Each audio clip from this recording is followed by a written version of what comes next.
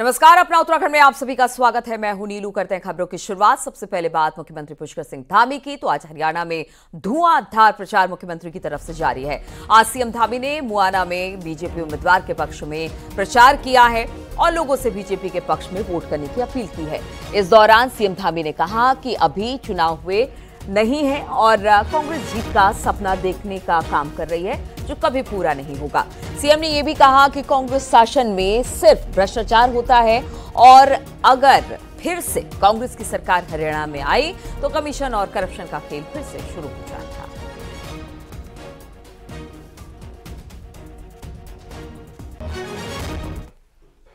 कांग्रेस के जो कुछ प्रत्याशी हैं, अभी सरकार बनी नहीं, मुंगेरी लाल के हसीन सपने पहले ही देखने शुरू कर दिए हैं। कह रहे हैं हमारी सरकार आएगी तो नौकरी हम गरीब माता पिता के बेटे बेटियों को नहीं देंगे। हमारी सरकार आएगी तो कहते हैं मैं सबसे पहले अपना घर भरूंगा, अपने परिवार को, नातेदारों को, रिश्तेदारों को नौकरी दूंगा, उसके बाद रिश्वतखोरों को नौकरी दूंगा जो रिश्वत देंगे। भाइयों बहनों, क्या आप लोग चाहते हैं क्या इस प्रकार की सरकार यहां आए? ये गलती से अगर सरकार में आ गए तो आप सोच लीजिए ये फिर उसी दलदल में फंसेल देंगे। इसका मतलब साफ है कि ये अगर गलती से कभी सरकार में आ गए, हमसे कोई गलती हो गई तो कट, कमीशन और करप्शन का खेल फिर से शुरू हो जाएगा। ये खेल हमको शुरू नहीं होने देना है। आपको याद होगा हुड्डा जी की जब सरकार थी तो बड़ी बड़ी जमीनें, गरीबों की बड़ी बड़ी जमीनें, किसानों की बड़ी बड़ी जमीनें छीनकर उद्योगपति मित्रों को दे दिए जाते थे। या एक बड़े परिवार का, जहां से कांग्रेस पार्टी चलती है, उस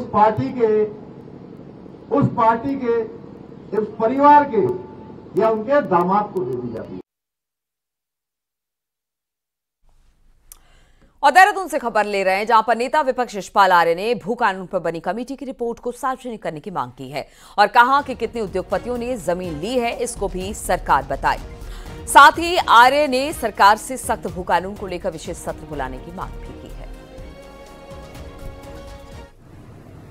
मैं कहना चाहता हूं सरकार से कि जो एक कमेटी का गठन किया गया है उसकी रिपोर्ट को सार्वजनिक करें और सरकार जल्द से जल्द सत्र बुलाए। और सरकार जो कह रही है कि 1 वर्ष के बाद हम सशक्त भू कानून लागू करेंगे, क्या एक सरकार की मंशा में खोट नहीं है? क्या इनकी नीयत में खोट नहीं है? नारायण दत्त तिवारी जी के कार्यकाल पर उसकी स्थापना हुई, आज उसका भी निजीकरण किया जाने की सरकार सोच रही है। और मैं सरकार से जानना चाहता हूं, क्या पिछले वर्षों में जितनी जमीनें औद्योगिक घरानों की दी गई हैं या अन्य उद्योगपतियों को दी गई हैं, बाहरी लोगों को दी गई हैं, क्या सरकार उनके खिलाफ कार्रवाई करेगी? क्या सरकार उनकी जमीनों का अधिग्रहण करेगी? लोक निर्माण विभाग में आउटसोर्सिंग पर काम कर रहे श्रमिकों ने प्रदर्शन किया और प्रदेश भर से आए करीब 1000 ज्यादा आउटसोर्सिंग श्रमिक देहरादून मुख्यालय में धरने पर बैठ गए। श्रमिकों का कहना है कि उनका मानदेय आज भी ठेकेदार के जरिए आता है, जिससे ठेकेदार कुछ पैसे काट लिया करता है। श्रमिकों की मांग है कि उन्हें या तो उपनल के जरिए संविदा पर रखा जाए या फिर वन विभाग उन्हें खुद संविदा पर रखे, ताकि ठेकेदारी प्रथा खत्म की जा सके। हमारा जो है 2014 से लगातार हम लोग काम कर रहे हैं, लेकिन तब से लेकर अब तक ये लोग ठेकेदारी प्रथा में जो हमारा शोषण कर रहे हैं। और हम 2018 से लगातार धरना प्रदर्शन कर रहे हैं, लेकिन हमारी मांगों का अभी तक निराकरण नहीं हुआ। और हमारी कोई बहुत बड़ी मांग नहीं थी, हमारी सिर्फ ये मांग थी कि जो ठेकेदार लोग जो बीच में मिचोलिया है इसको खत्म किया जाए और जो सीधा पैसा विभाग जो देता है वो हमारे खाते में आ जाए। हमारे जितने कर्मचारी हैं 2014 से लगे हैं और ये बीच में ठेकेदार रखा हुआ, ठेकेदार हमारे कर्मचारियों के लाखों रुपए मार रखे हैं ठेकेदारों ने। हम लोगों ने लगातार नोटिस दिया है, पूरे पैसा का हिसाब भी बनाया कि हमारे इतना पैसा बनता है, मगर विभाग उसका हिसाब कराने के लिए तैयार नहीं है। रुड़की में लड़की की मौत के बाद ग्रामीणों ने कोतवाली का घेराव किया। दरअसल 2 महीने पहले लड़की को चाकू मारकर घायल कर दिया गया था, जिसके बाद ऋषिकेश एम्स में इलाज के दौरान उसकी मौत हो गई। लिहाजा परिजनों के साथ मिलकर ग्रामीणों ने कोतवाली का घेराव किया और आरोपियों को जल्द पकड़ने की मांग की। पुलिस पूरे मामले की जांच कर रही है। गंग नहर कोतवाली क्षेत्र का ये मामला।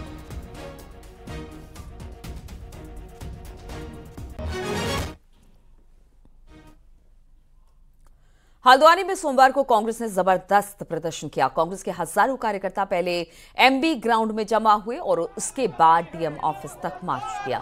इस दौरान नेता प्रतिपक्ष यशपाल आर्य और कांग्रेस प्रदेश अध्यक्ष करण माहरा मौजूद रहे। कांग्रेस नेताओं ने भ्रष्टाचार, बेरोजगारी और बढ़ते अपराध को लेकर हल्ला बोला और दावा किया कि कांग्रेस जनता के मुद्दे इसी तरीके से उठाते रहे। बागेश्वर, गढ़वाल में जाएंगे और उसके बाद विधानसभा वार हम कार्यक्रम करके जनसंवाद स्थापित करेंगे। ये हमारे आगे की भविष्य की रूपरेखा है। हमारा मकसद केदारनाथ ही जीत हासिल करना नहीं है।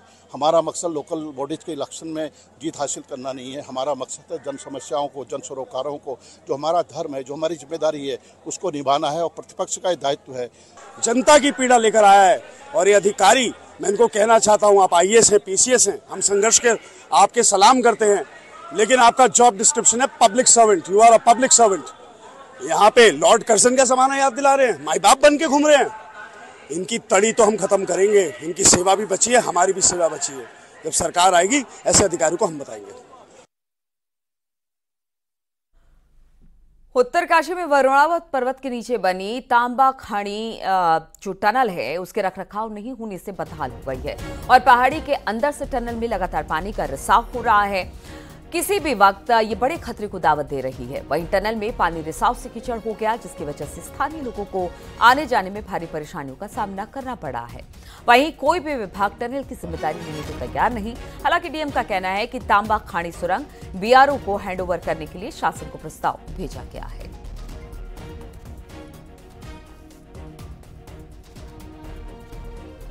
जो हमारी उत्तरकाशी जो टनल है, ये हमारी उत्तरकाशी की लाइफ लाइन है। ज्ञानसू वाले बाजार के बच्चे हम सब उसी से जाते हैं। अगर इसका रखरखाव ढंग से नहीं गया तो भविष्य में बहुत बड़ी हानि हो सकती है। एक्सीडेंट होने का डर है, चोरों को डर है, वहाँ पर चेन स्केचिंग वाले वहाँ घूमते हैं। हमारी जो तांबाखाने की टनल है और इवन जो हमारी उससे आगे जो ओपन टनल है, तो ये बेसिकली तात्कालिक स्थितियों में जो भी उसमें उचित कार्यदायी संस्था यहाँ स्तर से चयनित होगी उनके द्वारा बनाई गई थी। अभी मैंने इस संबंध में एक शासन को पत्र भेजा है कि साहब ये जो हमारी तांबाखाने की टनल है ये बीआरओ को हैंड ओवर कर दी जाए और ऐसी में ओपन टनल के लिए भी आप कार्रवाई शुरू करने वाला हूँ, वो भी देर सवेर बीआरओ को हस्तांतरण के लिए हम लोग अनुरोध करेंगे। वरुणावत पर्वत के ठीक नीचे बनी तांबाखानी सुरंग उत्तरकाशी की लाइफ लाइन है। 25 तरह से खस्ता हाल हो गई हो, कोई रखरखाव यहाँ पे नहीं किया जा रहा है। हम आपको दिखा सकते हैं किस तरह से पानी का रिसाव होने के बाद जो टनल है उसके अंदर कीचड़ भरा हुआ है। इस रास्ते से लोग पैदल आते हैं और भारी परेशानियों का सामना उन्हें करना पड़ता है। और जब से ये सुरंग बनी है तब से लेके आज तक कोई ट्रीटमेंट कार्य नहीं किया गया है। तो और सबसे बड़ी बात है कि इसकी जिम्मेदारी कोई भी विभाग नहीं लेता है, जिसके चलते जो ये टनल है, लाइफ लाइन जिसे कह सकते हैं, जिला मुख्यालय को जोड़ने वाली, वो पूरी तरह से खस्ताहाल है और कभी भी बड़े हादसे का कारण बन सकता है। कभी टनल उत्तरकाशी। रुद्रप्रयाग से खबर लेते हैं, जहां पर आज गौरीकुंड में बड़े दिनों गाड़ियों और पर्यटकों का जमावड़ा दिखा। दरअसल केदार घाटी में जुलाई में आई आपदा की वजह से केदारनाथ हाईवे सोनप्रयाग और गौरीकुंड के बीच कई जगह पर वॉश आउट हो गया है, जबकि केदारनाथ पैदल मार्ग को भी नुकसान पहुंचा है। हालांकि पैदल मार्ग को करीब 1 महीने पहले आवाजाही के लिए खोल दिया गया, लेकिन गाड़ियों की आवाजाही पर रोक थी। वहीं सड़क के ट्रीटमेंट होने के बाद आज से गाड़ियों की आवाजाही के लिए सड़क को खोल दिया गया है। इसमें मैं अवगत कराना चाहूंगा कि एनएच के द्वारा लगभग 2 या 3 दिन में काम करके उसमें जो गाड़ियों की आवाजाही है उसको बहाल कर दिया गया है तथा गौरीकुंड मार्केट के पास में जो बस स्टैंड है वहां पर जो स्लाइड आया था उसको भी एनएच द्वारा पूर्ण रूप से साफ कर दिया गया है। अभी स्थिति सामान्य बनी हुई है। देहरादून में डोईवाला के ग्रामीण इलाकों में गुलदार के दस्तक से लोगों में दहशत है। ताजा मामला दुधली रोड का है, जहां पर गुलदार घूमता हुआ सीसीटीवी में कैद हो गया। बताया जा रहा है कि गुलदार खाने की तलाश में आबादी वाले इलाकों में आ रहे हैं। लोगों ने वन विभाग से गुलदार को पकड़ने की मांग की।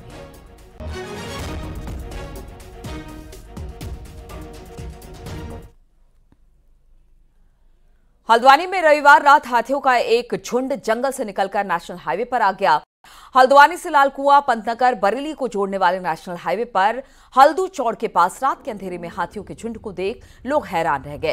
हाथियों का ये झुंड हाईवे को क्रॉस कर जंगल की तरफ बढ़ गया। इस दौरान काफी देर तक हाईवे पर ट्रैफिक रुका रहा। हालांकि थोड़ी देर बाद हाथी जंगल की तरफ चले गए। हाथियों के झुंड के साथ उनके छोटे छोटे बच्चे भी थे। लोगों ने इसे वीडियो को पूरी तरह से बनाया और फिर अपने मोबाइल के जरिए इसे सोशल मीडिया पर वायरल कर दिया।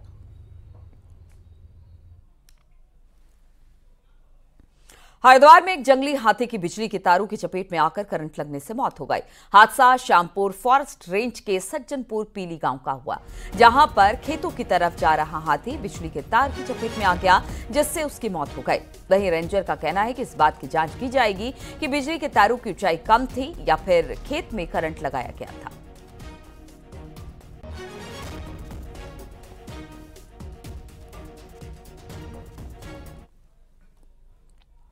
टिहरी झील मेगा प्रोजेक्ट के तहत टिहरी झील ब्यूटिफिकेशन के साथ ही आसपास के इलाकों को भी पर्यटन सर्किट से जोड़ने और डेवलपमेंट के काम किए जाएंगे। पर्यटन विभाग द्वारा इसे 5 सेक्टर में बांटा गया, जिसमें कोटी, कॉलोनी, न्यू टिहरी, डोबरा चाटी, मदन नेनी और प्रताप नगर शामिल है, जिसके तहत फर्स्ट फेज में रिंग रोड, आईटीबीसी, आईएसबीटी, आगेपन मार्केट, ओपन मार्केट का डेवलपमेंट होना है।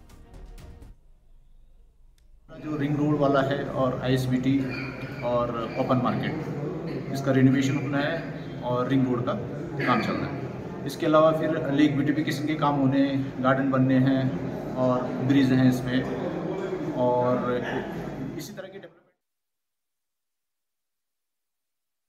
चारधाम यात्रा अपने अंतिम चरण की ओर बढ़ रही है, लेकिन देश भर से श्रद्धालु यात्रा के लिए उत्तराखंड पहुंच रहे हैं। चारधाम यात्रा के लिए ऋषिकेश ट्रांजिट कैंप में दूसरे राज्यों के यात्री पहुंच रहे हैं और यात्रा को लेकर यात्रियों में भारी उत्साह है। लगता है ये वेदर भी है, यहाँ का सबसे अच्छा ये नेचर का प्लेस है, तो इसलिए इसके यहाँ का आदमी, यहाँ का नेचर, इसका सब कुछ अच्छा है। इसका बिहेवियर बहुत अच्छा है, कोऑपरेट है। हम जिसके पूछे कोई नहीं इनकरेज डिस्करेज नहीं किया है। देहरादून से इस वक्त बड़ी खबर आ रही है, जहां पर साइबर ठगी के लिए विदेश में सिम कार्ड भेजने वालों को पुलिस ने हरिद्वार के मंगलौर से गिरफ्तार किया। गिरफ्तार आरोपी से 1816 सिम कार्ड बरामद हुए। साइबर ठगी के लिए आरोपी सिम कार्ड को कंबोडिया सहित कई देशों में भेजे हैं। आरोपी महिला को गिफ्ट का झांसा देकर एक बायोमेट्रिक मशीन के जरिए सिम को एक्टिव किया गया, जिसके बाद साइबर ठग इन सिम कार्डों के जरिए लोगों से ठगी करते थे।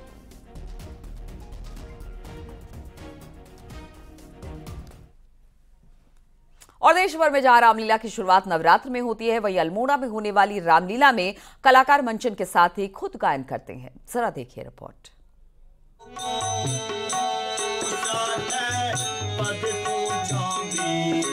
सांस्कृतिक नगरी अल्मोड़ा में 150 साल पहले से रामलीला का आयोजन होता आ रहा है और भद्रेश्वर में सबसे पहले रामलीला का मंचन लालटेन और लकड़ी जलाकर उसकी रोशनी में किया गया था। आज भी अल्मोड़ा में कई जगहों पर रामलीला का आयोजन होता रहा, लेकिन नंदा देवी की रामलीला सबसे पुरानी मानी जाती है। ये अल्मोड़ा की जो रामलीला है वो विश्व प्रसिद्ध रामलीला है और कुमाऊं की रामलीला की अगर हम बात करें तो वो अल्मोड़ा से ही शुरू हुई है।